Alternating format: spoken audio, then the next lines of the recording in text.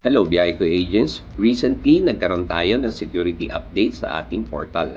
At dito ay didiscuss natin kung sakaling meron kayong mga error na na-encounter.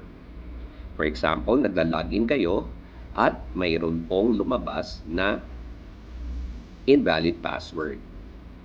Gagawin po natin, forgot your password at ilagay lang ang necessary details ng inyong account. Ating mobile number and ang ating registered email ay importanteng mailagay sapagkat doon mapupunta ang message kung saan makukuha natin ang inyong bagong password. I-copy lang ang inyong bagong password at gamitin sa pag-login. May lalabas na OTP at ilagay lang din ang OTP na nasa inyong email. Makakapasok na kayo at magkakaroon ng access. If ever po na magkaroon naman kayo ng something went wrong na message, kailangan lang mag-delete ng browsing history for at least 1 week.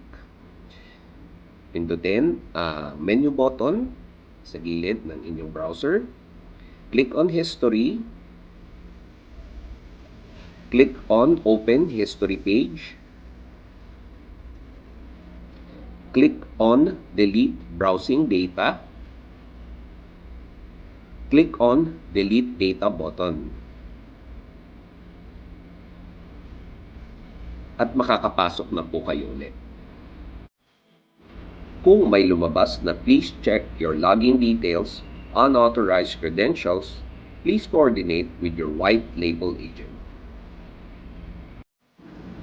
Kung ma-encounter nyo ang invalid mobile number, invalid email ID, or invalid user, mag-send lang kayo ng email sa sales@biayco.ph with your terminal ID, valid mobile number, at updated email address. Salamat po.